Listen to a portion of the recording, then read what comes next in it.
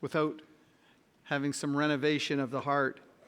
For those of you, last call for the marriage seminar Friday night. We'll need to get some things to you by first of the week, so get signed up if you were planning on going with that.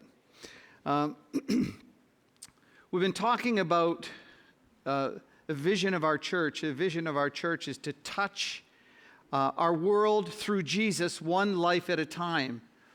God has given the church to the world. And God sees the pain and the agony of the world. He sees all that has gone so wrong. And He sent Jesus for that.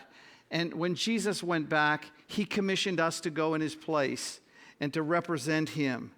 And to love, last week we looked at, to love our world, to touch our world, to influence our world through Christ, one life at a time. I hope you've been doing that. I hope you've been getting up and thinking, Lord, how can you use me today? What do you want to do through my life in this day?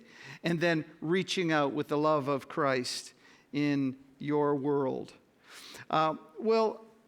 It would seem to me that we live in a world of injustice. We live in a world of injustice. We live in a world where injustice is rampant, and that's not okay. We live in a world, and we see the injustice in all the many faces of injustice that fight against people, that hold them down, that hurt them. We see what justice is and how it coheres with truth and moral righteousness and the very character of God is in what is right. This week, Russian athletes had their status renewed because they had been nailed for doping charges, being banned from the Olympics because of the doping scandal. They were cheating. They wanted to win by cheating. It's not okay. It's not okay. Injustice goes so far deeper, though. It's people who are disadvantaged, people who are discriminated against, perhaps because of race, perhaps because of their status. They're picked on unfairly, they're held back, they're not given and provided with opportunities, and it's not okay. Some are advantaged because of who they are or who they know, and there's favoritism, and it's not okay. Poor people who can't fight the rich, they're taken to court and they don't have the resources to hire the legal teams, and they can't keep in court when the people with means can keep that going on and on because they lack resources. It's not okay. People who cheat others because they control the market, they abuse and they take advantage of that, and it's not okay. A caste system where some people will never get ahead because they're relegated to a place where they're not allowed to get ahead. And it's not okay. People who have no voice, no one to speak for them, and it's not okay. And corruption in institutions. In the police, I'm not talking here, I'm talking globally as well, where police will take a bribe and let you off, and they'll try and call you on something or a trumped up charge, and it's not okay. Slavery. The Walk Free Foundation estimated in 2016 that there are 46 million slaves worldwide, and 18 million of those are in India. Human trafficking, forced labor, holding people in bondage because of indebtedness, or the horrendous expression of sexual exploitation where people are taken and owned by others. Young children, 8, 9, 10, 11, 12 years of age, used and abused and discarded because life is cheap, and it's not okay. And this is happening in Canada. It's happening in our backyard. Do you know the average time that the first girl is trafficked in this area, in the Toronto area, is 13 and a half years old? You said, no, not in Canada. This may be someplace else in the world. No, this is in Canada. And though indigenous people make up 4% of Canada's population, they represent 51% of people who are exploited, and it's not okay. And I want you to know that God abhors injustice. He hates injustice. It's not okay with him. He created us, and in a tragic act of rebellion and sin, everything changed for us. We live in a sin-cursed world where people abuse other people and are unjust. And our world is riddled with brokenness and abuse and injustice. And it's not okay. And through the Bible, God's hatred of injustice is evident. And for a few minutes, I just want to show you one example of this, and it comes from the prophet Amos. He wasn't a professional prophet. He wasn't a lifetime prophet. He actually was a farmer, and he was from Tekoa. He was from south of Jerusalem, several miles. He was from the southern kingdom of Israel. And God sent him with a message for the northern kingdom. Sent him a message coming from the south to go to the northern kingdom and to speak to them. And he's going to deal with injustice, largely in this book of the prophecy of Amos. And God is not pleased, and he's not happy. And in the first of Amos, it says, "The Lord roars from Zion and utters his voice from Jerusalem. The pastures of the shepherds mourn, and the top of Carmel withers." God is ticked. He looks at the world. He sees all of the injustice. He sees the terrible things that are going on, and he roars like a lion. And that's a scary thing. It's a frightening thing when God is ticked, when he's upset. And he looks at this situation, and he's had it with it. He's going to deal with it. And so in the first 2 chapters, he lambasts the kingdoms around Israel, their neighbors. And you can imagine if the prophet is coming from the southern kingdom to the northern kingdom, and he's coming with a word from God, and he begins to nail these guys. He says to them, all right, I got a message for you from God. It's a message of judgment. And he starts with Damascus. That's in Syria. We know Damascus to this day in Syria. And so that up in that northeast corner, he speaks against this nation for 3 sins, yes, for 4, for the transgressions. I will not revoke punishment because they have threshed Gilead. And he starts to tell all the terrible things they've done. He says, I'm going to judge you. And he goes from there to Gaza, down in the southwest area where the Philistines were. And he lays judgment on them for the terrible things they've done. And for Tyre in the northwest corner. And Edom, which is the southeast. And Moab and Ammon, which line up across the Jordan on the east of Israel. And he nails them all. And I can imagine that God's people are going, go God! Go get them! We hate these people. Come on, do it to them. And then he does something that probably really they liked. He nailed the southern kingdom. This guy came from the southern kingdom, and he's not only nailed all these other places, countries around him, but he nails the southern kingdom. And I can imagine that the Israelites were ecstatic when they heard that.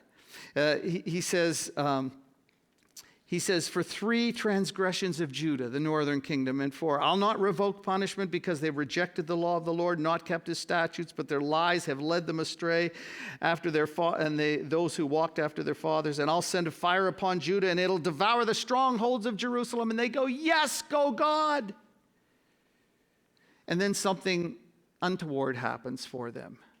God speaks to them. And in fact, he speaks to them at greater length than he speaks to any of these other people. He's going to tell them what he thinks. And this happened to be a time where there was a measure of peace and prosperity in the northern and the southern kingdom. And in the midst of this, time of prosperity, God sees all of the injustice, and he's had it with it. And so he begins to say what his problem is with them. And we begin in verse 6. And in verse 6 it says, "This is what the Lord says, for 3 sins of Israel, even for 4, I will not relent. They sell the innocent for silver." What's he doing? He's talking about slavery. He's talking about innocent people. He's talking about people who are righteous, good, God-fearing people. And the people in the northern kingdom would take something like that and buy off with silver to have someone like that imprisoned, enslaved. It was terrible. The 10 Commandments said you're not to bear false witness against your neighbor. And what are they doing? They're using trumped up charges, paying somebody off, buying them off with silver, and having them to the point where they have enslaved them. He goes on and he says, they sell the innocent for silver and the needy for a pair of sandals. Life is so cheap that we will sell you a human life for just a lousy pair of sandals. That's how bad it was. He goes on to say in verse 7, "They trample on the heads of the poor as on the dust of the ground and deny justice to the oppressed." They walk over people to get what they want. They trample them under the ground. They deny them justice, these people who are oppressed and pushed down. They trample on their heads, affording them no rights, walking over them. And then he goes on to say this, "Father and son use the same girl and so profane my holy name." So there's not only those there's sexual issues. They've got a father and a son, and we're not sure exactly whether this would be a cult prostitute or whether this is just somebody, and dad is having sex with the girl, and the son is having sex with the girl, and they've cheapened the life of this person and abused that person, and it's forbidden to do that kind of thing. And yet that's the kind of thing that's going on. And God says, it's not okay. I can't stand this. He goes on in the next verse and he says this, "They lie down beside every altar on garments taken in a pledge." It's an interesting thing. If you needed to do a pledge, you would give them your cloak and they would keep that as collateral until you can make arrangements. But if you know what it was like to live in the land of Israel at that time, everybody had basically one change of clothes. You had an undergarment that you wore, and you had a heavy, big cloak. That was your blanket. That was your protection. That was your warmth. That was everything. And if you had to give that cloak in pledge of something as collateral, God said, look, don't keep that after evening. Give it back. They need something to sleep on. But here's what the scripture says. They lie down beside every altar on garments taken in a pledge. Let me just show you the next verse.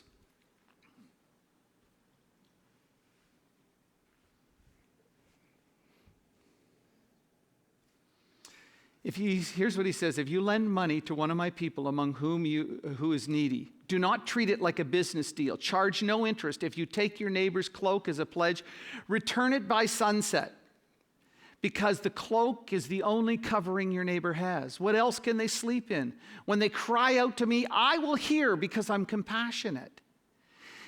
On to the next verse, please. "Do not deprive the foreigner or the fatherless of justice, or take the cloak of a widow as a pledge."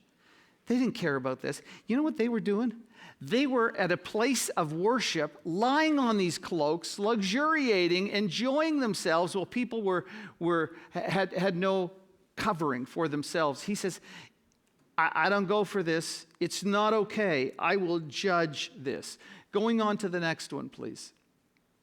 "In the house of their God, they drink wine, taken as fines." You know, sometimes you go into places where the police, I mentioned, are corrupt, and they fine you and extort money from you. And here are these guys in the house of their God, probably a pagan, some kind of a pagan place of worship, and they're getting drunk, they're enjoying this wine, and that came through extortion. It's so wrong. The drinking wine taken as fines.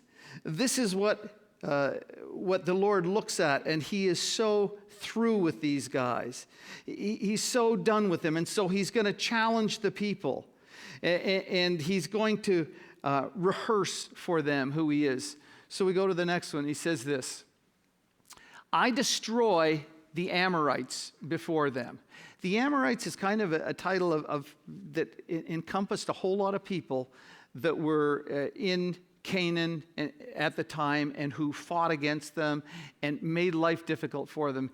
And God says, I destroyed the Ammonites before them, though they were as tall as cedars, as strong as the oaks. They were powerful. You couldn't get to these people by yourself, but I destroyed them for you. I protected you. I destroyed their fruit above and the fruit below the roots. I leveled them. I took them right out. I brought you up out of Egypt and led you 40 years in the wilderness to give you the land of the Amorites. He's going back to the Exodus. What I did, you cried out because of injustice. You were oppressed. You called out to me, and I saved you. I brought you out of Egypt. I led you for 40 years and provided food for you and protection for you. In the wilderness to give you the land of the Amorites. I had a place for you that I was preparing. And I raised up prophets from among your children and Nazarites from among your youths. But here's what's happened. Is this not true, people of Israel, declares the Lord? Have I not done that? Have I not cared for you, provided for you? But you made the Nazarite drink wine and commanded the prophets not to prophesy. The Nazarite was a person who would make a vow, a very serious vow to God. And to make that vow to him, he would not be able to drink alcohol, no wine, not even grapes. And he would let his hair grow. And he would do this as a solemn vow to follow the Lord. And most of those would be for a time in their life where they would make that vow. But here's what happened. You made that guy who took that vow before God break his vow. You made him drink wine. You took the prophets and you told him, you can't prophesy. Shut down the prophets. We don't want God speaking to us. And he was sick of it. And here's what he says. Is it not true? Now then I will crush you as a cart crushes when it's loaded with grain. The swift will not escape. The strong will not muster their strength, and the warrior will not save his life. The archer will not stand his ground. The fleet-of-foot soldier will not save his life. Even the bravest warriors will flee naked on that day, declares the Lord. He says, I've had enough. And I'm going to judge you. And I don't care what you do, how much, I don't care how good you are, I don't care militarily, I will take you out. And the sad thing is, in all of this, the sad thing is that God did do that. About 20 years later, he brought the Assyrian Empire down and just flattened Israel. Took away the best of the land, took them and exiled them back to Assyria, and sent other people to live with the poorest of the land. That's where the Samaritans came from, sending those people back. They intermarried with the few Jews that were there and became this half-breed Samaritan group of people. God says, it's not okay, and I will deal with this. And God's people should feel the same kind of repulsion that God feels when he sees injustice. You see, the church is touching the world through Jesus. We're called to make a difference in the world, to touch the world, to change the world, to see God's love and God's righteousness and justice prevail. And so to live with integrity, we need to understand what authentic faith is all about. There is, in the Old Testament, God tells us the kind of things that he cares for. And in fact, he says there are three categories of people that how you treat these people are going to say a great deal about who you are. And so in Deuteronomy 24:17, it says this: do not deprive the foreigner or the fatherless of justice, or take the cloak of a widow as a pledge. 3 categories of people who were fairly helpless, who were vulnerable, who could be beaten up on and were beaten up on, who were abused. It was the foreigner, the person who's living in your land. It's not his country or her country. She's come there, and those people can get abused. They can get put down. They can get oppressed. They can get all the terrible things and injustices can happen to those people because, after all, they're not one of us. And he says you can tell your level of spirituality by how you treat that person. And not only that person, but the fatherless, the orphans. How do you treat the orphans? They're helpless. Do you provide for them? Do you care for them? Do you encourage them? And what about the widows? And we can add in some of them, we can add also the poor. And poverty seems to be a big overarching issue for them. And this just wasn't an Old Testament thing. Over and over it says, how you treat the widows and the orphans and the aliens or the foreigners. This is going to tell us the level of spirituality. You can do all the religious things you want, but what's really going to tell the tale is what happens here. And that doesn't just happen in the Old Testament. In the New Testament, it's the same thing. And so in James 1:27, he says, religion that God our Father accepts as pure and faultless is this. What's this religion that God accepts from us? Is to look after the orphans and the widows in their distress and to keep oneself from being polluted from the world. See, if you want to see what true Christianity is about, it's not about just coming and singing and giving and listening. It's about how we treat the most vulnerable people, how we do what we do with those who are in distress, what we do with those who are helpless, those who are beaten down. That's going to tell something about the genuineness of our religion. True and pure and faultless religion, genuine religion, is looking after the widows and the orphans in distress, in their affliction, and to keep ourselves unpolluted from the world. See, you can talk about faith, but Jesus isn't interested in your talk. He's interested in what you do and how you care for the most vulnerable. And we look historically at the church, and the church through history has responded so often to injustice. In Great Britain, a man by the name of William Wilberforce, who was a member of Parliament, became a Christ follower, and he became so convicted about the issue of slavery. And he began to lobby and push hard to abolish slavery. He would not quit. 20 years he went on and leading this movement to abolish slavery. And in 1807, the Slave Trade Act was enacted, and in 1833, the Slavery Abolition Act was passed, 3 days before he died. He saw injustice, and he said, I can't just let this go. It's not okay, and I'm going to lobby and seek to change this injustice. In America, the same thing, Christians who lobbied and fought for the abolition of slavery, who supported the Underground Railway, who for 30 years had their voices calling on the government to change this terrible thing. The Emancipation Proclamation happened in January 1st, 1863. And it was believers who were spearheading this. And I know that there continue to be many inequities in some of these things persisting, but God wanted his people to stand up and be counted. Through the industrialization that came, we read of the kind of things that happened with child labor. Children between 7 and 14, some of whom were working from 6 in the morning till 7 o'clock at night, little children, in coal mines, in copper mines, employed in factories and in fields, and making bricks. And Christians saw that exploitation. And people like Robert Oster said it's not right, it's not good. In the 1830s, they moved to change the nation. He called them to change from sacrificing children for greed. Christian lobbyists were there. Rosie Knowles talks about Christian compassion as it's been expressed in hospital and care of the sick.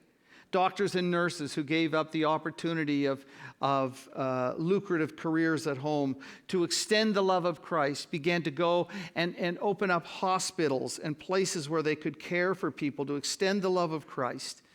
And even so many of these specialized in things like the leprosy mission and the blind mission and immunization. Missionaries were there helping. Missionaries were there helping with literacy, helping to start schools and orphanages and ministries of adoption.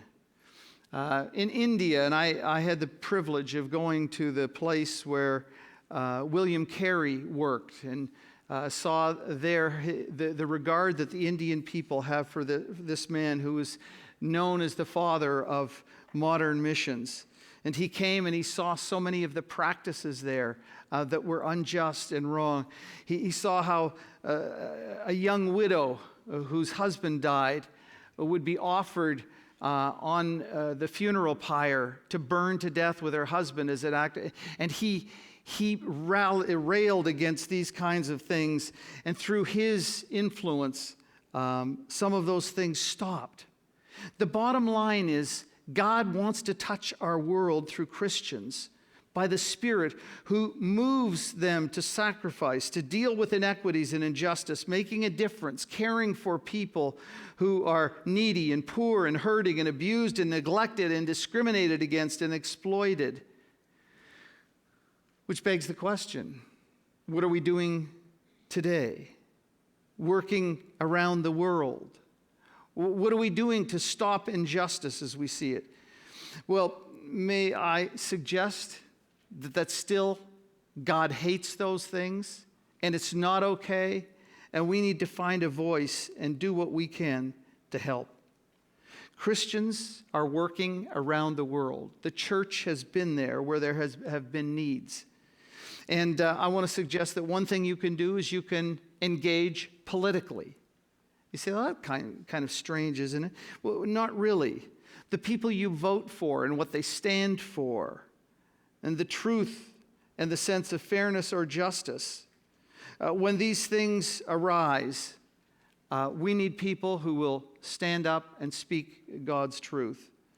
I'm talking about getting into political office, perhaps, and having an influence that way. I'm talking about writing your MP or your MPP or your local government. I'm talking about institutions, for instance, like the 4Cs, the Canadian Council of Christian Charities, who help Christians navigate legal issues and financial issues for the church and for nonprofits from a Christian standpoint. I'm talking about an organization like Defend Dignity. I want to give you their website, because this is one of our Christian and Missionary Alliance branches. This is part of us. This is generated from us. defenddignity.ca. defenddignity.ca. And I want to commend you to go on that site and see what they're doing. But let me tell you, I had a wonderful conversation with their director, Glendine Gerard. They're involved in working in politics. They're interfacing with the government, the federal government, the provincial government, local governments. They're lending a voice. They're teaching them about what's happening on the streets with people who are being trafficked. They're dealing with businesses, and she gave me a list of businesses who have shut down the ability of people who use their Wi-Fi to get onto pornographic sites. They're working all over on our behalf, on your behalf, on behalf of Christ, to do that kind of thing. They're dealing with prostitution laws. They're meeting with government groups and really seeking to make a difference. I want to encourage you as things come up to let your voice be heard, to speak up into some of these areas. Secondly, speak against inequity. Here's what it says in Proverbs 31:18. Speak up for those who cannot speak for themselves, for the rights of those who are destitute. Who's going to speak up for the people who can't speak up? Now, I want to get really personal, because maybe in your workplace, you see injustice. Maybe at your school, you see injustice. Maybe it's on your sports team or something, there's injustice. Are you going to be silent, or are you going to say something? Are you going to lobby? Are you going to try and help someone who is undergoing difficult? And oftentimes immigrants are targeted, or they just don't have the help and the support they need. Are you going to be that voice for someone else? Who's going to speak up for the unborn babies who are being aborted? Who's going to be their voice? If not Christians, then who? See, God has given us a voice, and He wants us to speak up. There are also advocacy and awareness programs. So Defend Dignity is interested in making people aware, providing aid, helping particularly young gals get off the street, and providing for their needs. She says they do up these packs that are about $250 a piece that provide them what they need to start life when they get them off the street. And then advocacy they deal with. We've got Bridge North up in Newmarket doing the same kind of thing. Christian organizations looking out to help these people who are on the street. Needy people. A gal in my previous church by the name of Sharon, her dad works with International Justice Mission. There's another great organization that's working around the world in the area of injustice. And she felt she wanted to contribute in some way, so she went to Liberty College in the States, and she was going to go into law and thinking God could use her in that way. But God changed her heart after the start of that. And instead, she began to train for international justice and investigation. So she got a degree in that, and she went for a one-year internship in southern China, in Chennai. And there she was working with people who are enslaving others. So they would get news about this, and here's the kind of thing that would happen. Somebody would need a bit of money. So someone would loan them that money. And then he said, now, to pay it back, you've got to work for me. So the person would work, and he said, now bring your wife and bring your children and stay here. And the people that they were exploiting didn't have the education to know. They didn't have the connections. They didn't have any kind of legal help. They didn't have any protection by police. And so they would get whole families in, and they would work them to death, but they would say, you haven't paid it off yet. You haven't paid it off, and this would go on. And she told me about a situation where they saw there was a grandfather and a father and a son, all working for the same person. It had happened over 25 years, and no one was there to help them. No one was. And so Sharon was involved in this, and she said, we would come, and the person the slave owner of these people would begin to curse at us, and she didn't know that language and what they were saying, and they were saying all the terrible things, that they would rape them, and they would do all this, and they would be there with police protection, and they would rescue them. Hey, what a thing. Now going up further north, and I've spent time in Calcutta, in the Calcutta area, and let me just backtrack for a second. So Sharon went for a year, and you can only be in the country 6 months at a time. So she had to go out of the country and then re-enter the country. So she and another intern went to Taiwan for Christmas, a little time there. She said they got a hotel, and they were walking through the market at night, and she said, I was just so touched there was a girl, and there was a guy, and he had grabbed her arm like this and was marching her through the thing. And he looked at her. She looked at this girl, and their eyes locked for a second. And she saw fear and just this terrible sense of what was happening. And the guy said, "Listen, would you like to have sex? We've got young women, we've got young boys. What would you like?" She said, "I went home," and she said, "God broke my heart.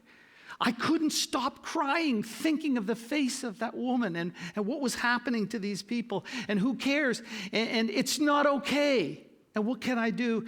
And she went back, finished her course, went and did more courses, is currently working out west as an RCMP officer and trying to get some things that she can go back and take a position to help. Doing something.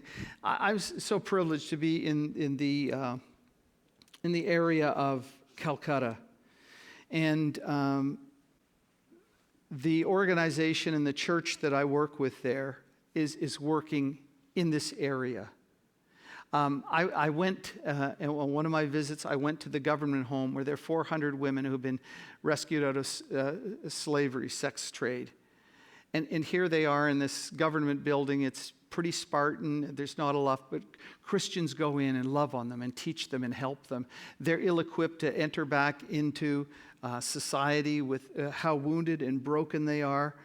So they were asking my friend, "Can you help us with these women? Can you help?" And IGM, the IGM workers, a number of them went to my friend's church. And he said, "Can your associate pastor, could he be our chaplain? Even dealing with this stuff, we are so broken. We are so wounded with this." And so they did that. And they began to take some of these girls, and they started the Freedom Church. About 70 of these girls come out week after week, hearing the gospel, being a part of a church, coming to know Christ, being baptized, being trained and given skills and help to re-enter society. I say things to my kids and, "Yeah, right, Dad." And it happened that my daughter was there at the same time. I said, "I was at this place and I was a dignitary." "Yeah, right, Dad, you were a dignitary." But the work that they had done, they put on a demonstration. They had testimonies, and they had dignitaries, people from consulates from other countries were there, showcasing what the ministry was doing there. And here were these beautiful young women, all decked out in their saris and performing traditional dances and hearing the stories of what had happened. And the government is looking in and taking note. And she said, we're helping the police don't know how to handle this. We're training the police on how to deal with these things. I was there when they were having a sting set up for 5 o'clock that night. Police would be there, a person who's going to buy a young girl is there, and they'd get him and put him in jail. What I'm telling you is Christians are leading the way in some of these things. I teach at a Bible training institute. It's training young people to shepherd and pastor churches in West Bengal. The Bengali-speaking people are one of the largest unreached people group in the world, about 280 million of them. And here they have the children of the sex trade workers. They've built a home for them. And I went in and I see these little guys. They're all, 5, 6, 7, 8, 9, 10 years of age. And the people who are in the Bible Training Institute are like big brothers and sisters to them. And I see these little guys running around thinking, God, if you didn't have people like this who cared enough to do something. And so here they are helping these people. They've got 35 people, 35 gals who are mentally challenged. And they've got them together in a school. school of excellence, loving, caring for the people who are most put down, exploited, hurt, beaten down. And that's the church, touching this world for Christ. I had the opportunity of going to Mother Teresa's home and to walking through there and seeing cot after cot after cot with people who were dying, but somebody cared to do something for them. Community, clean water, child sponsorship, adopting children, caring for children. And it's not just there, it's here.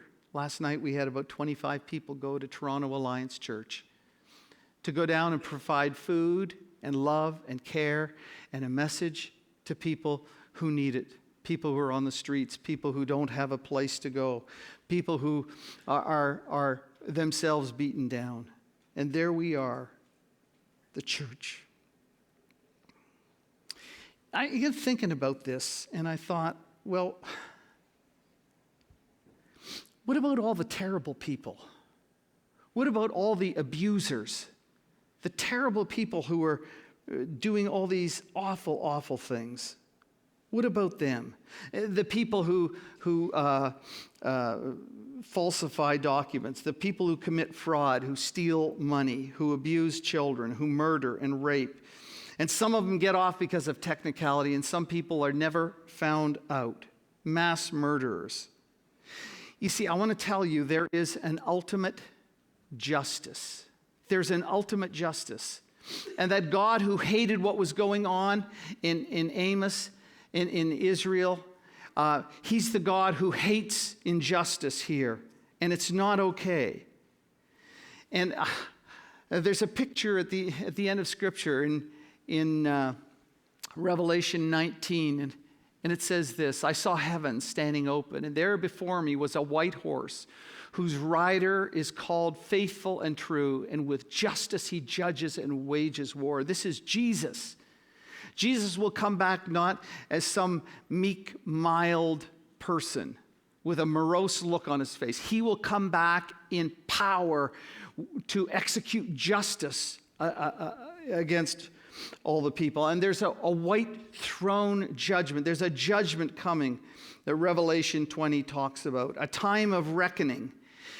And if that doesn't scare you, it should, because God roars. He speaks of this injustice. And here's the thing: God has this impeccably high level of our standard of living.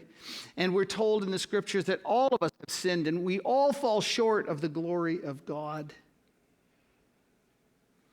It's not okay. Your sin and my sin are violating what God desires for us. It's not okay. But God did the most incredible and wonderful thing for us when he sent his Son. In fact, in Romans 3, in verses 25 and 26, it says this: God presented Christ as a sacrifice of atonement through the shedding of his blood to be received by faith. He did this to demonstrate his righteousness. That word righteousness in many versions comes out as justice. To show his righteousness, to demonstrate his justice. Because of his forbearance, he left the sins committed beforehand unpunished. And he did it to demonstrate his righteousness at the present time, so as to be just and the one who justifies those who have faith in Jesus. Jesus looked at us in our mess. He said, there's no hope for them.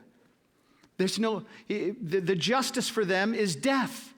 The justice for them is judgment. But I'm going to do something.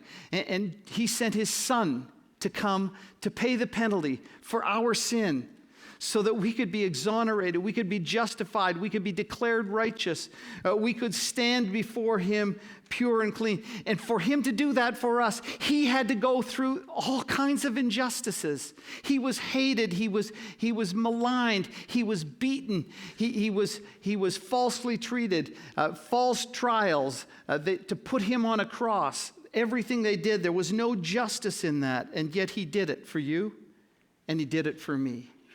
That level of love, so that he could justify us, declare us righteous, to cleanse us and give us a new life. And as his people, he calls us to go out now and make a difference in an unjust world. Called to be just and compassionate and to relieve injustice and to fight against it. And that's what you and I are called to do. We can do that in so many ways, in supporting some of the good things that's happening all around the world. But to see that the church is not just pushed to the periphery of society, but it's making a difference in our world every day where we're at. I'm going to call the musicians to come up. As I was thinking about this, I thought of an old hymn we used to sing years ago. It was called "Rescue the Perishing" by Fanny Crosby. Rescue the perishing, care for the dying. Snatch them in pity from sin and the grave. Weep o'er the erring one, lift up the fallen. Tell them of Jesus, the mighty to save. Down in the human heart, crushed by the tempter, feelings lie buried that grace can restore. Touched by a loving heart, wakened by kindness, chords that are broken will vibrate once more. Rescue the perishing, care for the dying. Jesus is merciful. Jesus will save.